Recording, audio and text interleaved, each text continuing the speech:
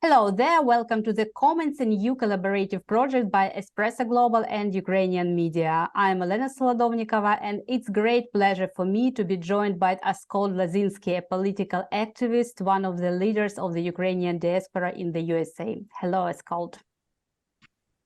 Hi, how are you? I'd like to start with Macron's bold statement that European troops have to help Ukraine. Why did the French president suddenly become so decisive? Could you this offer make Putin raise the stakes even higher?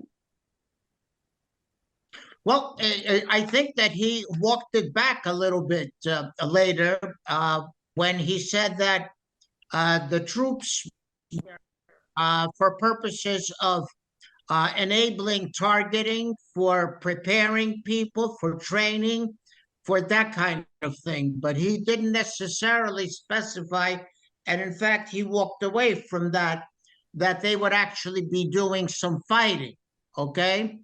And Macron has, to a large degree, gone through a transformation in the last year, which is a positive event.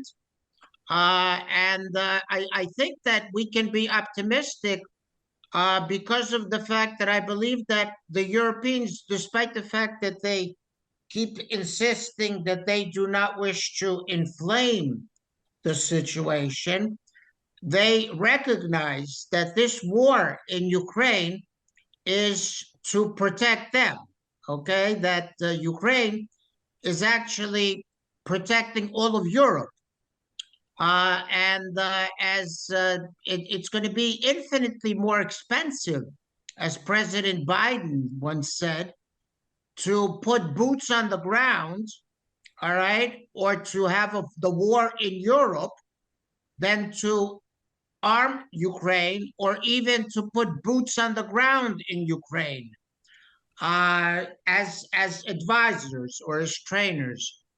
So I think that Europe is coming around, even with, I will step away from Macron and talk about Schultz, Olaf Schultz. I had a conversation in 2021 with Ukraine's former ambassador to Berlin. And this was on the eve of, his name is Mr. Melnik. And this was on the eve of the elections in Germany, and Angela Merkel's party was about to get tossed by Olaf's party, Olaf Schulz's party. And he insisted that Merkel is more of a friend, or Merkel's party, the Christian Democrats, are more of a friend to Ukraine than the socialists would be. Of Olaf Schultz. And I said, well, you know, you'd be very surprised because the Greens are very much in favor of Ukraine, helping Ukraine. This was before the war.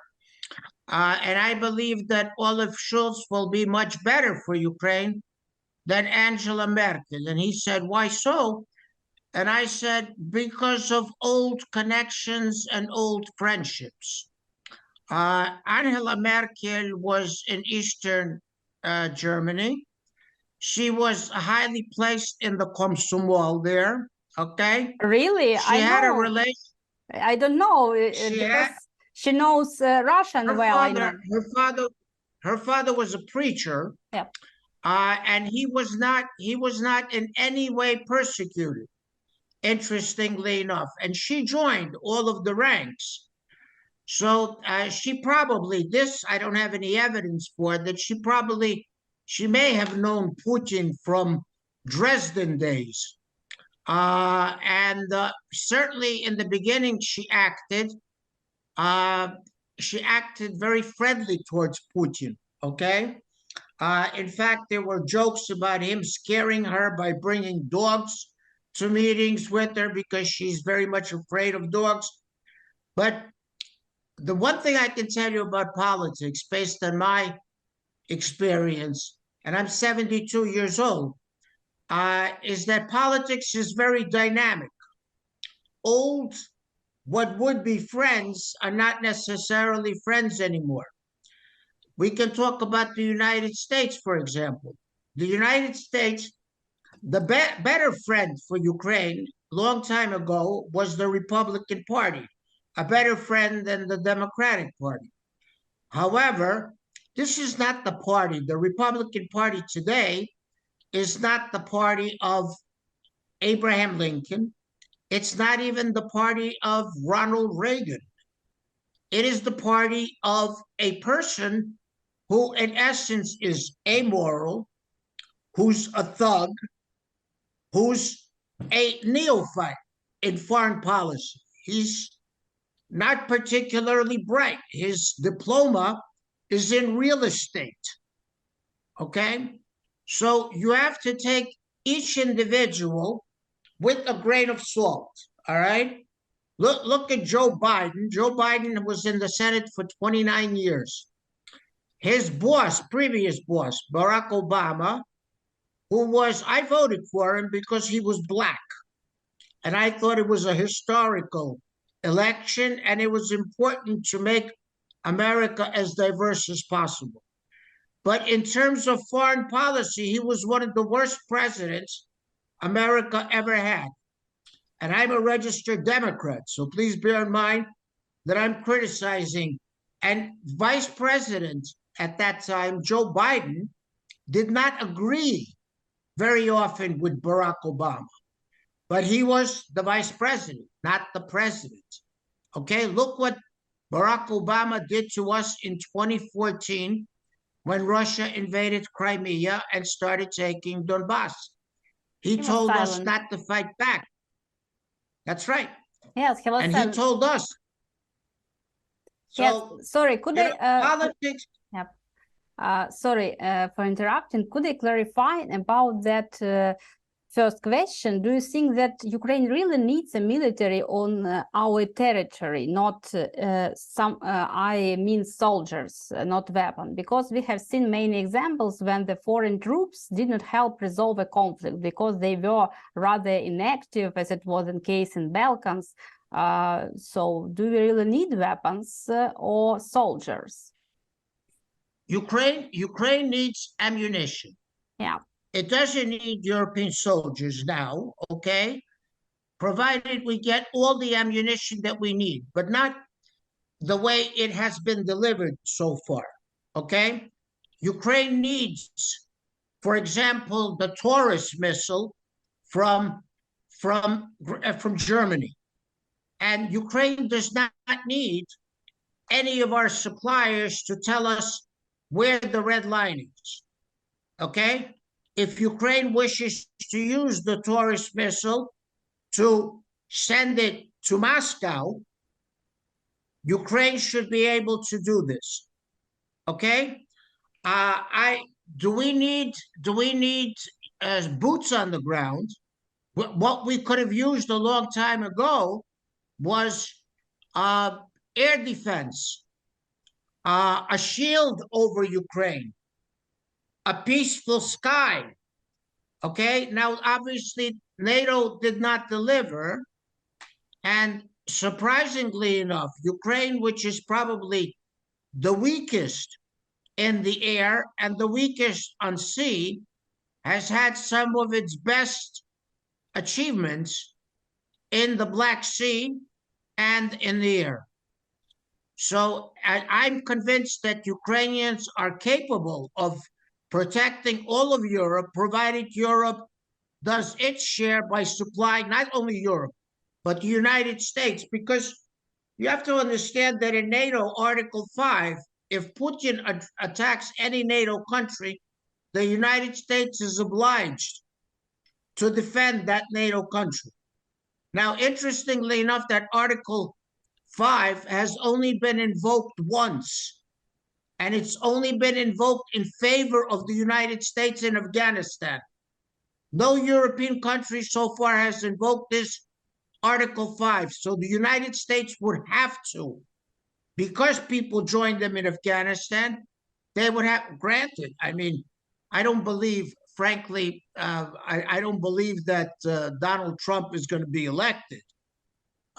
Because that, and I don't, even if he is elected, I don't believe that he will try to stop NATO or he will try to disband NATO.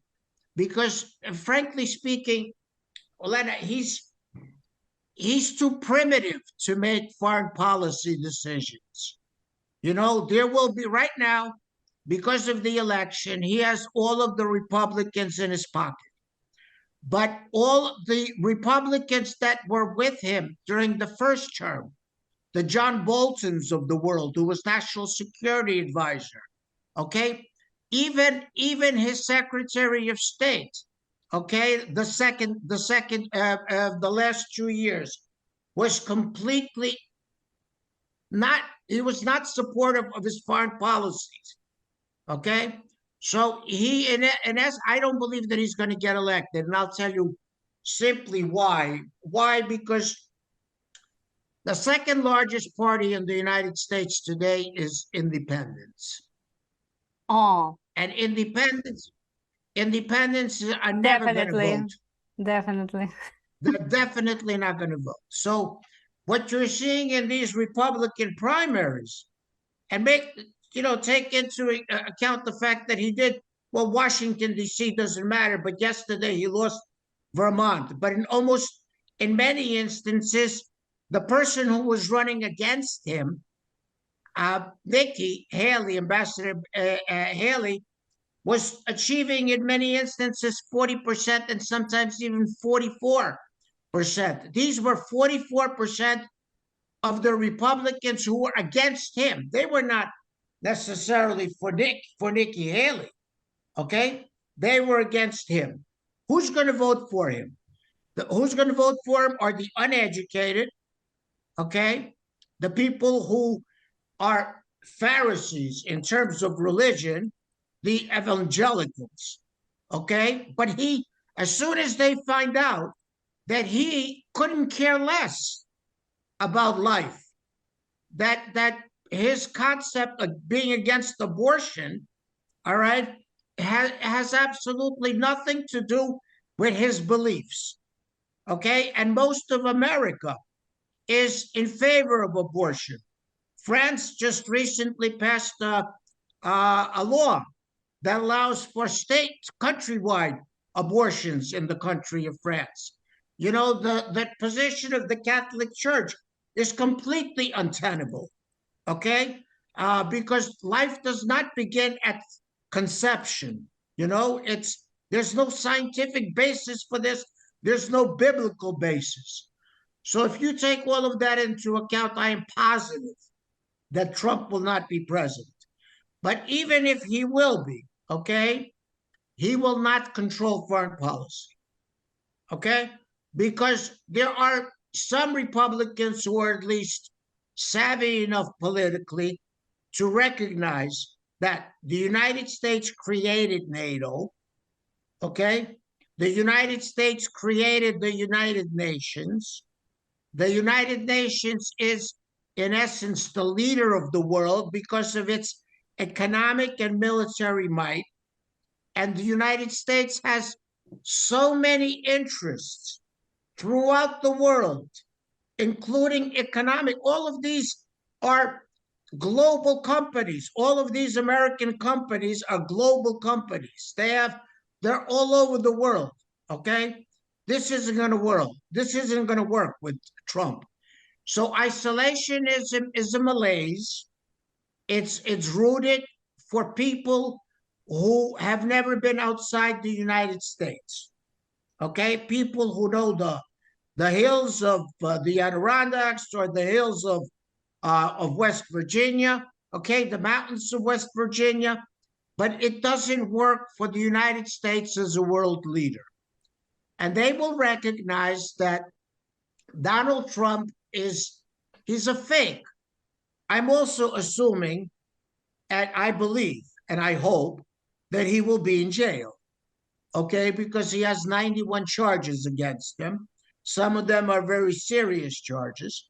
So I think that Ukrainians have to be aware of the fact that we have to make this fight work by getting ammunition immediately from Europe and the United States. But in the long term, the world is beginning to recognize what Ukraine means. It recognizes that if Ukraine joined NATO tomorrow, it would be the second strongest country in NATO. The second strong, can you imagine? All right. In terms of NATO, I wanted to clarify, does Ukraine really need to become a full-fledged member of NATO now? And why did Sweden, which had remained neutral for 200 years, apply to join the alliance? What do you predict? When will the third war begin? Do you connect this Sweden? I connect NATO? it in the opposite way. I connected in the opposite way. If Ukraine is had Ukraine become a member of NATO 2 years ago, Russia would never have invaded Ukraine. Yeah.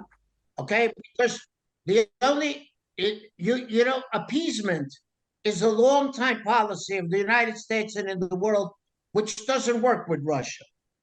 Russia is a bully. Okay, not only Putin, the entire country has a culture of being a bully. It has, look at the territory, 11 time zones, 150 different nationalities in the Russian Federation. Okay? If you give them a red line, all right, which means business, and if Ukraine were a member of NATO and Russia attacked, all of NATO would be obliged to fight on behalf of Ukraine on the territory that was invaded. Okay? So Ukraine needs to be a member of NATO. Ukraine is very much ready for NATO. The argument about, with all due respect, the argument about corruption in Ukraine, these are all specious arguments because Hungary is, if not more corrupt than Ukraine is. Authoritarian regimes, even Slovakia, with this FIFO character, okay? Authoritarian regimes are often very corrupt, okay? Ukraine has made some progress in the area of corruption, but see, what I can tell you as an American, that America is awfully corrupt. American government, let's consider the Supreme Court. The Supreme Court of the United States is a position that is based on political favors, okay? If you want to be a judge of the Supreme Court, you better be a good friend of the president or the president's party and the Senate, okay? Those 9 people that are there are not the most qualified people in the legal profession. Federal judges who are all appointed and then ratified by the United States Senate, okay, are all political appointments, okay? They don't even have a code of ethics. They don't have a code of ethics. There have been allegations that Justice Clarence Thomas, has been the beneficiary of improper benefits, okay? But because there is no code of ethics, and they should come up with a code of ethics for themselves, you know, at least pass the code of ethics. But right now, everything is willy-nilly, okay? I'm 72 years old. I own property in the city of New York, okay? We have a Department of Buildings that issues violations. When I was starting out in the 80s, we could buy an inspector with a very small amount of money, okay? Every inspector could have been bought, okay? The police are as corrupt. I have friends in the police who used to be my clients. One guy used to show me his badge and say, this is the iron credit card, which means that he can get anything he wants by just showing this shield that he has. So it's important for Ukraine to be part of NATO. It's very important for Ukraine to be part of the European Union. And the reason for that is because this will stymie Russia. because the only way to stop Russia is A, win the war, have Ukraine become a part of all NATO and European commissions, or decolonize the Russian Empire. Because Russia is not a country. Russia is an empire. 11 time zones, 150 nationalities. You have the Kazansky Tatari that number 7.5 million people. Okay? You have the Erzi, you have the Kalmykia, you have the Chechnya, you have the Buryati, you have the Bashkiri. I have an organization in the United States called Americans Against Russian Imperialism. This organization consists of nationalities that are within the Russian Federation. It's the Sakhi, the Kalmykia. Well, I mentioned Sakhi, Yakutia, Buryati, Bashkir. I can go up. We have 11 different nationalities that belong to this group. Okay, Belarus is not an independent country. Okay, Armenia is not an independent country. Okay, Armenia may be waking up a little bit because it now lost Nagorno-Karabakh to Azerbaijan.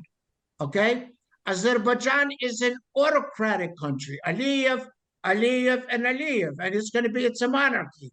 Okay, it's going to be more Aliyevs as you go on. And that's precisely the point. You need to create a democratic substance in Central Europe. And Ukraine is the best option for global democracy. Yes, and by the way, how do you rate the chances of using nuclear weapon during the Russian-Ukrainian war? Because from time to time, Putin threatens to use a nuclear weapon, then objects, and what objects can be attacked? I'm wondering, why did the Russian move nuclear weapons to the territory of Belarus? What does this indicate? Decide to absolve themselves of responsibility or expand their borders? It's obviously to expand the border, and nuclear weapons is a threat. The person who talks about nuclear weapons all the time is Medvedev. He talks about it because he's a spokesman for Putin. But I doubt very much. Okay, Putin is in love with power. He's not in love with dying. Okay, if he uses nuclear weapons, then that's going to be the end of everything. Okay, because there are 5 other countries, 4 other countries, well, including Israel, 5 other countries that have nuclear weapons. Okay. And that he's never going to use it. It's a bluff, okay? And you have to call his bluff. Don't understand. Remember that Putin is also extremely rich. He's extremely rich in terms of wealth. He's got family. He's got wealth all over the world, okay? And I'm sure he wants to live. He's not ready to die, okay? He doesn't care about his soldiers dying, but he cares about himself dying, okay? So I think that bullies and thugs have to be approached in a similar way, okay? If he's threatening nuclear war, we're telling him in no uncertain terms that that's going to be the last thing that he ever does. There will be no Russia. There may not be any world, but there definitely will be no Russia, because the other countries that have nuclear weapons have infinitely more nuclear weapons than he does. Okay, so I don't take that seriously. I frankly, you mentioned Belarus. Belarus is a surprising country, and I'm surprised because of the people are very nice. They're very good, but they're hopeless. I mean, I've been to Belarus. I've been to Minsk. I've been to Mohilev. I've been to Hamil. I know Belarusi here. I don't know. Lukashenko is going for, I don't know, his 6th term next year. Okay, the elections are all farcical. Next year, right? Or when? He's in power approximately 30 years. 30 years. Yeah. In 1990, he became president. Okay? In any event, he's going for another term next year. Okay? They just had a alleged parliamentary election this year, a couple of weeks ago. He eliminated all of the opposition, only the parties that were loyal to him. Okay? And the revolts in Belarus, even one of the members of the organization that I have in the United States, Americans Against Russian Imperialism, is a Belarusian, a person from Belarus. He's an American citizen, but he never participates in the meetings. You know, it's like pulling teeth with him.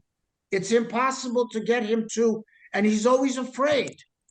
You know, you can't be afraid. That's one thing that I admire about the Ukrainian people in Ukraine, that they are so, especially women. I've never met women like this in my life. The women in Ukraine, they aside from the fact, which I think is very important, that many of them, the younger people, speak English, which is very important, and they're very, very courageous. They're eloquent. They're willing to do anything and everything that is necessary to preserve Ukrainian independence. You know. And I don't see this in the Belarusian people. It's a cultural thing. I think that our culture, which had a lot of the Cossack elements, you know, and the fact that we had an independence movements, you know, so I think that we are very fortunate, not fortunate because of our geographical location. Our geographical location stinks because we have the world's most brutal enemy right next door, and perhaps, you know, the fact that we have 30% of all black soil in the world is not a good thing, because sure, we're rich, we could be rich given to our own, you know, possibilities, but everybody wants us, and we're at the crossroads of Europe, between Europe and Asia. But see, God gave us so much. But then to balance it out, he gave us Russia as a neighbor. Yes, and definitely you had started thinking about an alternative history of Putin long before it became mainstream. How do you explain his obsession with twisting facts, historical facts? Why is he so interested in rewriting history at all by his own will? Do his tales have any impact on international community in reality? You know, I would say that several decades ago, Putin's rantings, and whether it be Putin or there used to be a guy in the United Nations, Shurkin, or now there's Nebenzev or Lavrov as foreign minister, people would have listened to them. But now nobody listens to it. But I understand Putin, and I'll explain to you why Putin has to write this bizarre version, perverse version of, because Kiev was founded in the 5th century, the city of Kiev. The Kievska state dates back to the 9th century, an independent state, which actually went into Crimea, you know, Tmuturokan even, you know, and it took part of Tmuturokan. Russia wasn't founded until the 12th century, Moskva. There was no Russia. Moscow was founded in the 12th century. There was no independent Muscovy until they broke loose from the Khaganate and the Ottoman Empire. Okay, so that was in the 15th, 16th century. There was no Russia until the 18th, when Peter I, as empire, decided to rename Muscovy into Russia. Putin wants to be Peter I, his second coming in the 21st century.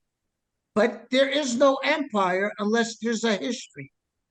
And the history belongs to Ukraine because it's Kiev.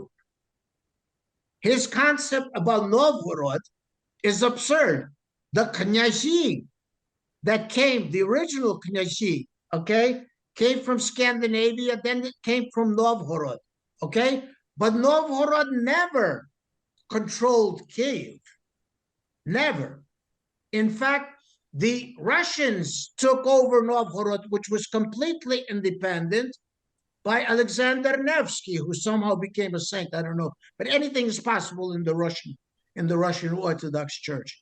Okay, so he needs the history. That's why I would tell you that if I were as crazy, but crazy in a smart sense, in a sophisticated sense, because I don't think that he's psychotic.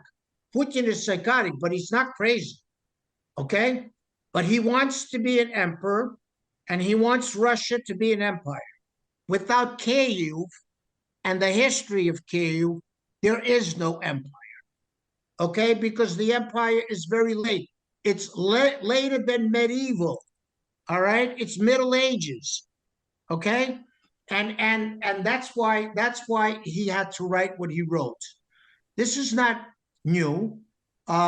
In fact, Catherine II of Russia, who served in the latter half of the 18th century, she hired a whole bunch of historians to write the history of Russia. And she stole Kiev and Rus as the history of Russia, okay? And it's funny because the only relationship between the two is that a Kievan prince came and found the town of Muscovy, okay? And somehow the town of Muscovy assumes the history of Kievan Rus. That's like saying, on behalf of Ferdinand and Isabella, Christopher Columbus came to the United States.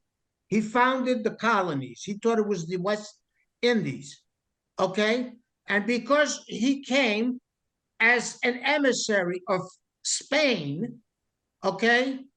Spain today, Spanish history from the very beginning is the beginning of the history of the United States. In other words, Spain is the United States, okay?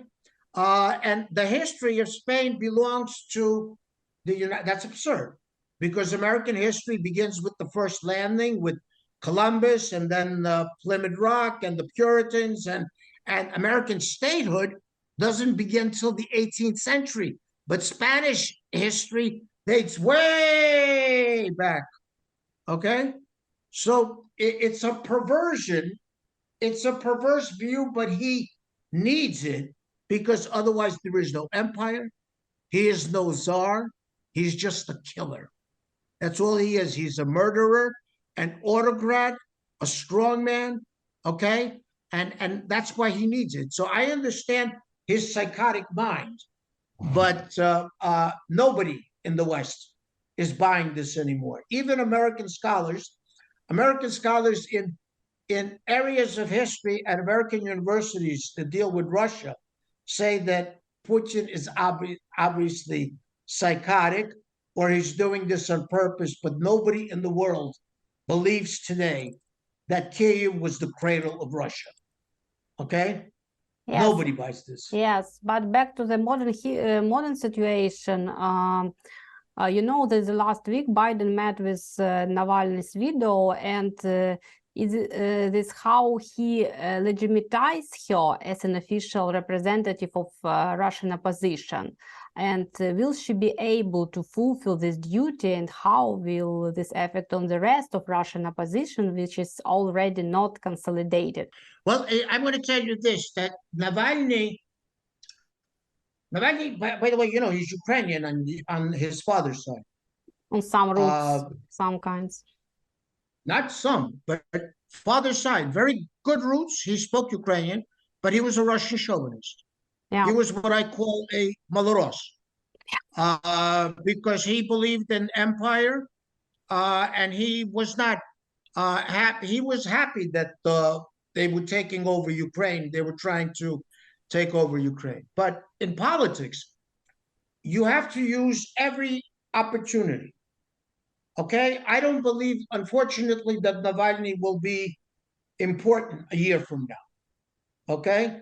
And his wife, Yulia, since she's in Germany, she's not in Russia, she's not going to be important at all. I mean, nobody's going to pay attention to her.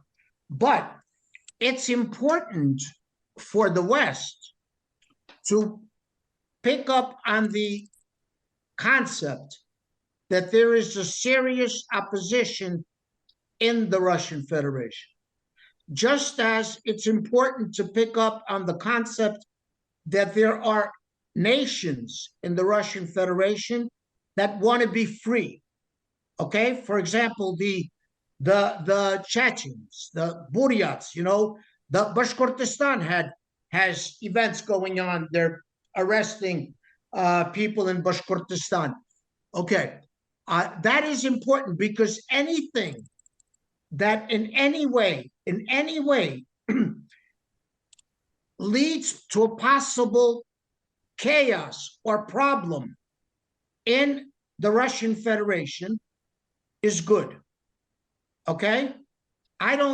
Personally, I'm going to tell you my opinion. Yeah. I don't know many good Russians. I have met very few, even Solzhenitsyn, who was a hero of sorts, and his mother was Ukrainian. He was a great Russian chauvinist. Brodsky was brazenly a great Russian chauvinist. These are dissidents we're talking about. The Russian culture is such that mama, the mother, teaches her children to die for Mother Russia or for the empire.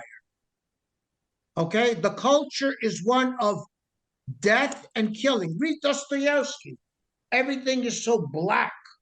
Read the brothers Karamazov. Read all Russian literature, allegedly great Russian literature. It's empire, empire, empire. I think it's important to use, and this is what I did. I wrote an article about the death of Navalny, okay, to use it as the best way for America to respond to the killing of Alexei Navalny in the Arctic is by supplying arms to Ukraine.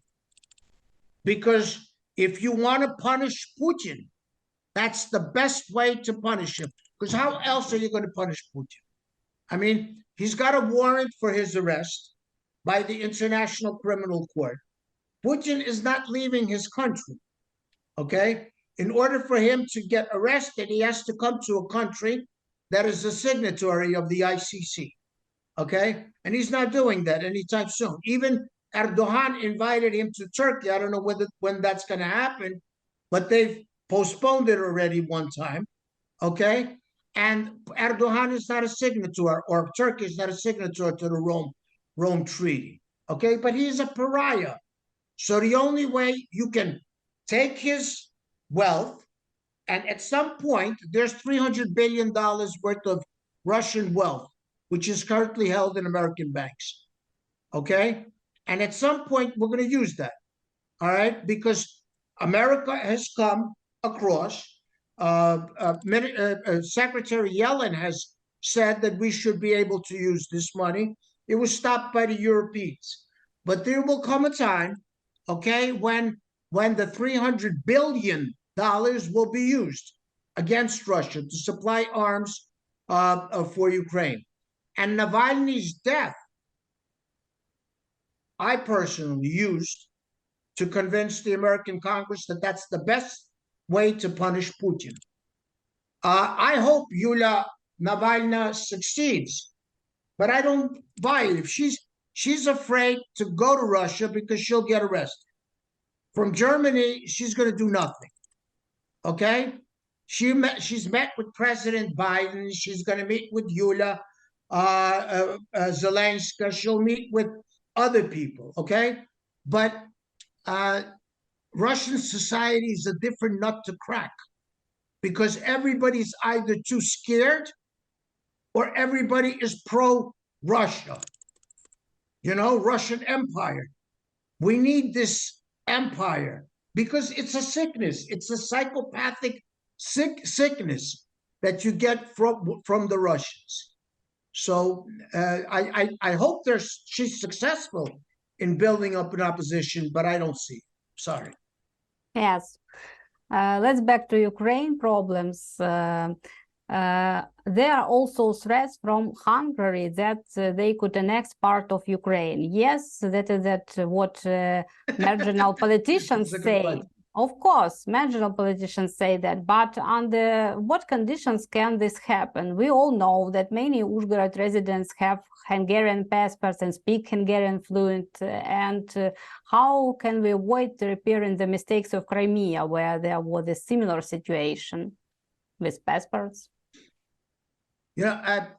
What's more likely to happen, rather than Zakarpattia becoming part of Hungary, more likely is that Orban and Hungary will be kicked out of the European Union.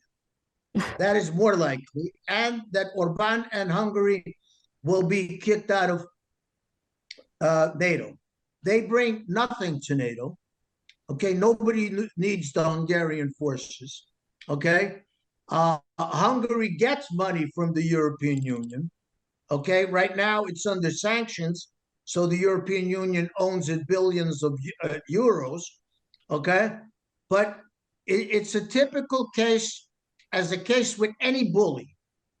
He tries to force feed or force his will upon others until he recognizes that he will be completely ostracized. He will no longer be a bully because he won't have any power. Okay? Orban is a quirk. It's a populist quirk that happened it's the same thing as happened in the United States with Donald Trump. Very similar. Strongmen, right-wing strongmen, they take over in situations where populism reigns. You have similar nut jobs. You have them in France, you have Le Pen's, you have others, you have Slovakia, you have FIFO, but FIFO is becoming more rational. 2 months after his election, he's becoming a little more rational. Orban will reach the level of normality, or he will get disposed. He will get thrown out by the Hungarian people once there is a fair election. Right now, he's playing up to the people's nationalistic prime, okay? He's against immigrants. He's against migrants. Donald Trump calls immigrants a vermin. His grandfather was an immigrant. Everybody in America is the child of an immigrant, you know? So this is all temporary. Zakarpattia has, there was a delegation that came from Zakarpattia, from Orban, and I was a part of those who met with them in Ivano-Frankivsk. This was, it could have been 2017 or so, or 2018-19. There was an unveiling in the park, in Ivano-Frankivsky Park, of a poet, a big poet. He was very young when he died. I forget his name. A Hungarian. And we used to have, because we were traveling from Lviv, we traveled, and there was a delegation, and the Speaker of Parliament was with the delegation. And we were having, because, you know, every so often we stopped and we ate at restaurants and we had a couple of drinks, you know. So discussion ensued. And I was, unfortunately, I have a tendency to make fun of people that I disagree with. And I was making fun of them, and they were saying, why? And I said, you're probably for Trump, right? And they said, oh, yes, he's a good man. And I said, well, you know why you're saying that? Because he's very similar to Orban, okay? He's a thug. He's a strong man, okay? He's very temporary. He cares only about himself, about his own riches. And if you want to go to other countries and be emissaries for him, you need to behave like normal people, like Democrats, people who want democratic societies. You're not going to convince anybody that nationalistic populism is a good thing today, okay? Because the world is very different today. Do you understand what I'm saying? You go to any country in the world, you will find diversification. You will find that there's so many different nationalities. You know, this was before the election of Zelensky, so I could use Zelensky as an example, but I used another example. I said there was a Ukrainian philosopher, political philosopher, except that he wasn't Ukrainian, he was Polish. His name was Vyacheslav Lipinski, and he became a psychotic Ukrainian, okay? But one thing that I agree with, that he said, everyone that lives on Ukrainian territory is Ukrainian. Because you choose what you wish to be, okay? I disagree with Vasily Simonenko, who said that you can choose anything in the world except for your native land. I was born in the United States. I lived my entire 72 years. I've been to Ukraine 200 times, but I've lived my entire life in the United States. But when the United States and Ukraine play football, I'm always in favor of Ukraine. And I'm an American citizen, but I am Ukrainian in my heart. Okay? Yes, and so people. Yes, and I wanted to ask you, you have a Ukraine in your heart, and nowadays there is a lot of people talk about Ukrainian refugees who will not return home even after the war is over. We are talking about several million people, and how can we discourage them from staying abroad?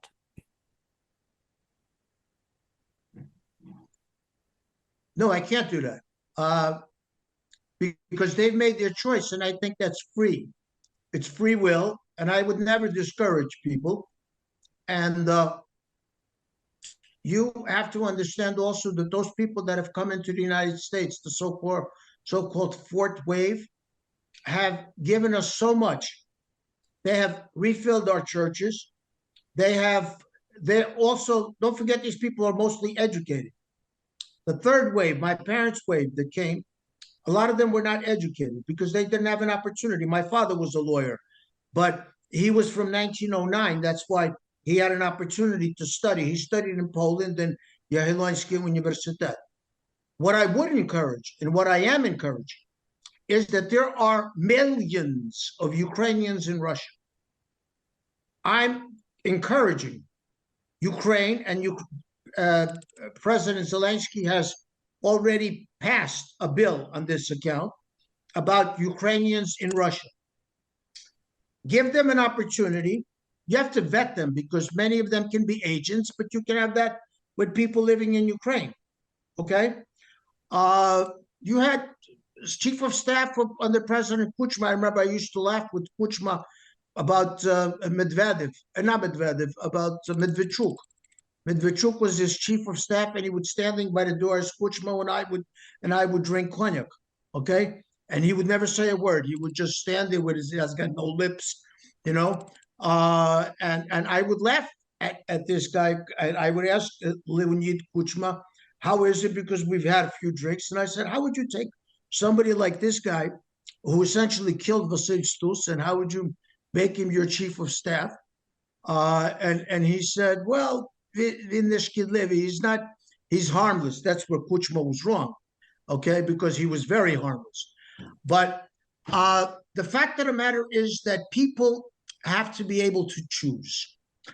I know a lot of Ukrainians in Russia who have already moved to Ukraine. Leaders, I'm talking about major leaders who used to. Since Yanukovych took over in Ukraine in 2010, Putin has begun to disassemble, to destroy the Ukrainian communities in Russia. You know how census in Russia is taken, the census taker comes to your house and say, what language do you speak in your house? And they'll say Russian, and they'll mark them as Russian nationality, okay? And they're Ukrainian. There are over 1 million Ukrainians in the city of Moscow itself, just the city of Moscow.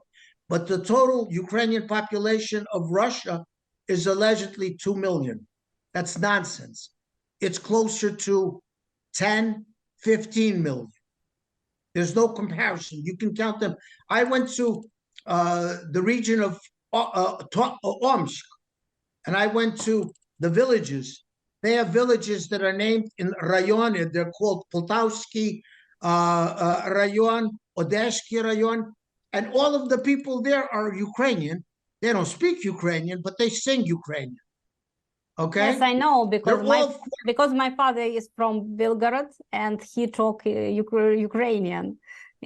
All his Belgorod is a family. lot closer, but Yes, but yes, and okay. but let's imagine that Ukraine has regained in the borders 1999. What should we do with the residents of the occupied Donbas and Crimea territory, who have finally gotten used to live under the Russian boot? Sometimes it seems that many people from here don't care what flag they under. Peace and stability are the main aspiration for them. That is my own thoughts, but that's a very big problem as for me. This is something that should have been done almost immediately after the independence proclamation. Regions that were intensively Russified, because during the Great Famine, a lot of Ukrainians perished in the Donbas region, and their places were taken over by Russians that were imported, okay? But I would not say you got to leave. I would never tell anybody you got to leave. I would create conditions, and so that Donbas becomes attractive from people, for other Ukrainians to move in and to pay the pensions of those people, okay? Even the Russians, but you have to accept Ukrainian citizenship. In order to obtain Ukrainian citizenship, you have to relinquish Russian citizenship. I'm not in favor of dual citizenship. I'm in favor of single citizenship. A lot of my friends here in the diaspora think it's good if they had American or Canadian citizenship and Ukrainian citizenship. Why do you need it? Why is it necessary? Listen, because then I could run for office. The president of the Ukrainian World Congress told me this, and that he would like Ukrainian citizenship because then he could run for office. Okay, a former president. I'm not going to, you know who I'm talking about, but you can figure it out. In any event, I'll tell you his first name, and you'll figure it out who it is. Ukraine doesn't need you in Ukraine. There are many smarter people than you. Okay, they don't need you to run for president. They need you to go there to work. Okay, but it's not necessary. If you want to live there, give up your Canadian citizenship. Okay, but if you want to have both citizenships, benefit from Canada and Ukraine, you can't run for office without becoming a Ukrainian citizen, and you can't have both. And the beauty is that there's so many smarter Ukrainians in Ukraine than you are, okay, that Ukraine doesn't need you. He couldn't understand how I could tell him that Ukraine doesn't need him. Ukraine doesn't need me. Ukraine doesn't need anybody in the diaspora. They need us to help them, to help Ukraine during those difficult period of time.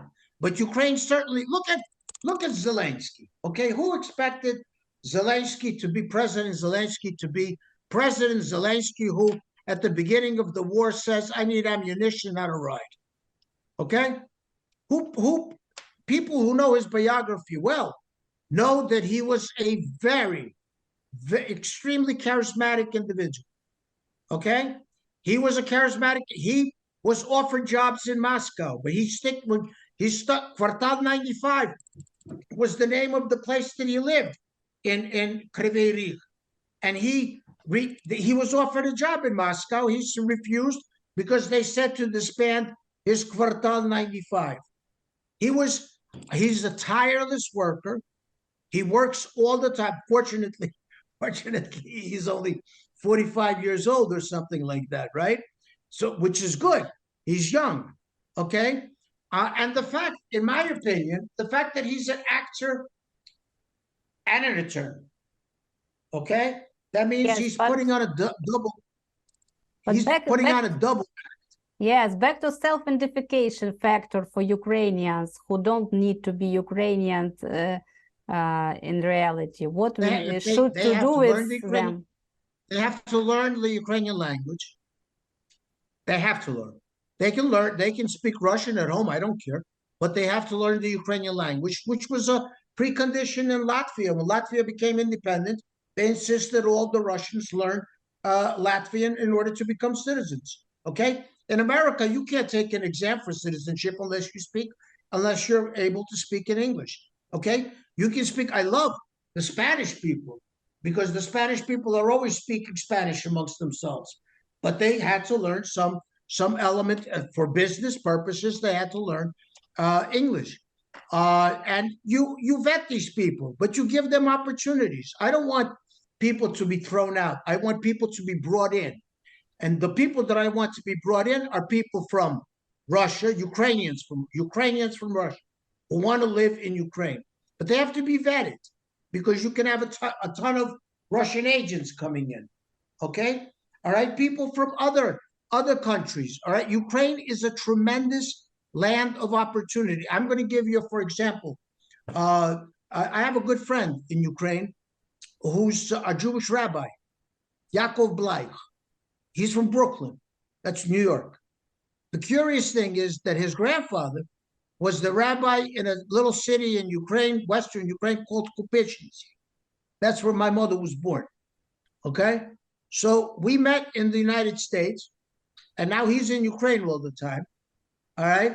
And he tells me that when Ukraine became independent, there was maybe 100,000 Jews remaining in Ukraine because a lot of them went to Israel. They came back from Israel, they came back to Ukraine because Ukraine, frankly, Israel is a very dangerous place.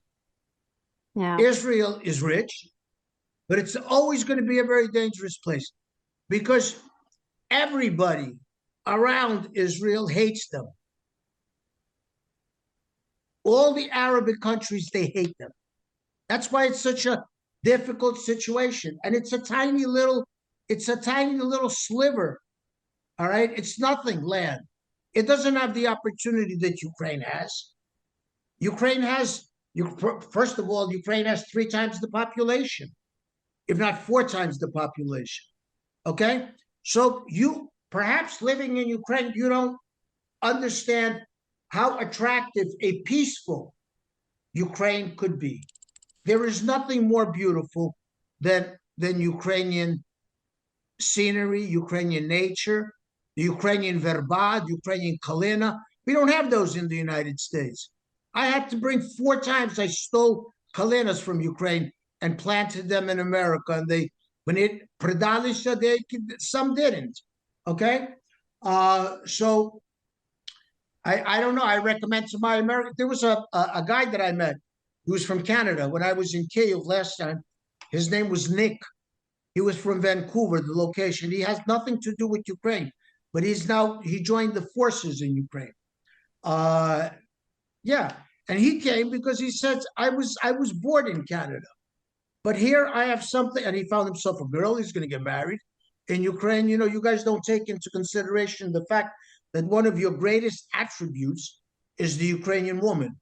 Okay, Ukrainian women they're beautiful. President Joe Biden, the reason why the first time he went to Ukraine when he was a senator, he was enamored with the women in Ukraine. I brought 16 attorneys from the United States. We were working on a commercial law project. And we were walking down Khreshchatyk in Kyiv, and they kept their heads were spinning all the time. And I said, you guys got to relax. You're married. What's the matter with you? But it's true. Ukraine is a beautiful country. People are very intelligent. People are very nice. The service industry has improved even. The service industry didn't exist because people weren't giving tips. So they're working for peanuts and nobody was giving tips, But now with a service industry and with tips, with a Western type economy, with the democracy, you have a democracy, all right? If you don't have to worry about a cop arresting you or stopping you for nothing and asking and telling you that he wants a bribe, okay? And you can stop the bribe system. It's very easy. I'll give you my own example. I own an apartment in Kyiv,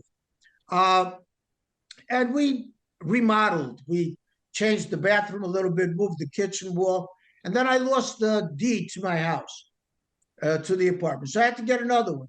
So the government came in and they saw that I had moved some wall, one wall. And I said, okay, so I'm going to legalize it. I'll apply for a permit, pay a fine. And the judge said to me, no, you don't have to do any of that. You give us $3,000, us, and we'll and everything will be okay. And my lawyer tells me this, and I said, you tell them that I'm not paying a dime. I don't care if it costs me $100,000 in legal fees, permits, penalties. I'm not giving them a dime. Okay? And I do this all the time on the border. When they look for something, I said, okay, I'll stay here on the border. I have no problem. You have a bed for me? Я положуся, весплюся. And people have to, the only way to uproot this is by having normal pay for people. But some people get a lot of money. Okay, they're just crooks. Okay, but the more you pay bribes, the more you feed corruption. So the people are, unfortunately, they're much less used to it than my friends, because my friends are old. They lived under the Soviet system, but Ukraine did not invent corruption. Okay, corruption has existed since the world began. Okay, and what we need to do is we need to fight that corruption. We need to fight it in the United States. We need to fight it in Ukraine. And Ukraine has tremendous possibilities as long as we win, but we have to win this war. For the end, I wanted to clarify some point. You said that we need to involve people with Ukrainian roots to Ukraine. Yeah, that is a great, beautiful idea. But, for example, Transnistria asked Russian Federation for help. And many people in Transnistria, they are speaking Ukrainian, and sometimes during the last 30 years, they asked about and thinking about to be part of Ukraine. But what do you think now? Can we add not only people, but some land for Ukraine? Well, I was in Transnistria 3 or 4 times, once even during the elections when in fact, the day that Yanukovych stole the election in 2004, and I was in Transnistria. Transnistria is a difficult situation because of the following. Originally, the population was roughly 750,000 people, 250,000, 250,000, 250,000, 250,000 Moldovans, 250,000 Russians, 250,000 Ukrainians. Russia never, its 14th army never left Transnistria. It's still there. There's roughly 1,500 Russian soldiers. Also, what Russia started to do, they started paying pensions to the people in Transnistria, and they concoct matters. For example, they call this General Assembly, which hasn't been called since 2006. Okay, and they said, "Come defend us." And allegedly, they said this. Ukraine couldn't do very much, and the reason why Ukraine and there was a situation where the president of Transnistria went to Kravchuk when Kravchuk was president and said, "Come, we're here. We're a delegation. We would like you to annex us to Ukraine." And Kravchuk didn't do it, and he couldn't do it because we are respectful of the rule of law. There are boundaries, there are territories. When Moldova was created, following the fall of the USSR, Transnistria was частина Moldova, even though it may be originally Ukrainian territory, okay? Because a lot of it is Ukrainian territory. So you have to find a way, and I've spoken with the people there, and I've spent many nights there, and a lot of people that I know, they're Ukrainian patriots. But it's a very difficult situation for Ukraine diplomatically. And frankly speaking, I can't give you an answer today because I don't know what's going to happen. I would have been able to give you an answer because I gave an answer to Klimkin when he was foreign secretary. I had a meeting with him on this subject right after I came back. This was in 2017, I believe it was, when I came back from Pridnestrovia my last time. I was trying to help them financially because I have a fund that helps Ukrainians in poor countries, especially in Eastern Europe. Okay. So they have a Ukrainian school there, so I brought money for the school and so forth and so on. But there's no easy answer. And Klimkin commiserated with me, and I commiserated with him. He said, because for example, the Ukrainian ambassador from Kishinev to Kishinev doesn't travel to Trednistr, ani to Bendere, ani to Tiraspol. And the reason why he doesn't is because it would somehow offend the Moldovan people, But the Ukrainian contingency, the Moldovan Republic, the government, the Ukrainian contingency feels like the Ukrainians have forgotten about them because nobody comes from Ukraine except non-governmental people like me or somebody else, But it's a very delicate situation. So obviously, but in all of this, if we beat Russia in this war, all of this will be taken care of. All of this, I'll tell you how, because there won't be a Russian element here. Okay? We'll work something out with the Moldovans to take care of. You have a terrific president in Moldova now, a woman. Okay? All right? She will be re-elected this year. She was just elected. Yeah. So anyway, I think we will have to sit down with Moldova and we will have to reach some type of an agreement about the Ukrainian population there. But I think that we need to respect boundaries. Even though there are other territories, and there are territories of Russia that, don't really belong to Russia, that belong to Ukraine. There are territories of Belarus. You have Brest that belongs to us. But I think nonetheless that if we as a democracy and a law-abiding country need to respect international law.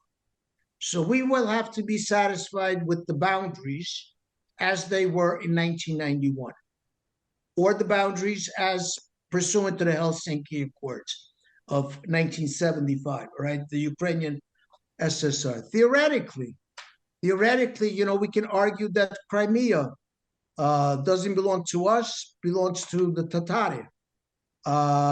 Certainly doesn't belong to Russia because Russia took over Crimea in the 18th century, the late 18th century in 1784 by Tsaritsya Katerina.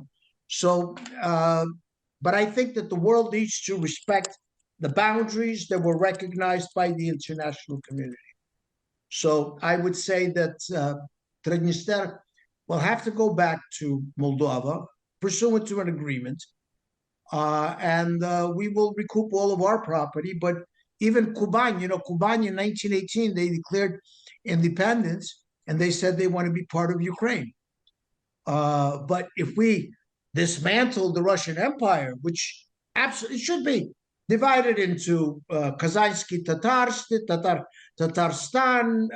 Yakutia, Sakha, Tagdali, I would certainly be in favor of that. But now you're talking about international law predicated on war, because Russia, totally unprovoked, it started a war. It's murdered millions of people. War crimes are, I mean, they're just so obvious, the war crimes. I was in Irpin, maybe 5 months after the Irpin situation. And I'm an attorney, so much evidence of war crimes because you have in Irpin, you have entire residential sectors. There's nothing commercial, nothing military, nothing at all. It was completely destroyed.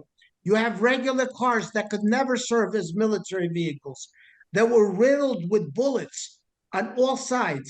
Obviously, someone was shooting at the passengers in those cars. So I don't know how the International Court of Justice has not come up with the war crimes issue yet, but they're moving the wheels of justice move very slowly, unfortunately, and unfortunately, justice delayed is very often justice denied. So they would have to move very, very quickly. But the fact of the matter is that because Russia is obvious, it's so obvious, attempted genocide, war crimes, the aggression, there's 4 laws, 4 forms of aggression that are delineated in the Rome Statute, the charter of the International Criminal Court. Russia is guilty of every single one of them. And it's so obvious to me as an attorney, you know? But that's the point, that we need to respect international institutions. And that's why I would respect borders, 1991 borders.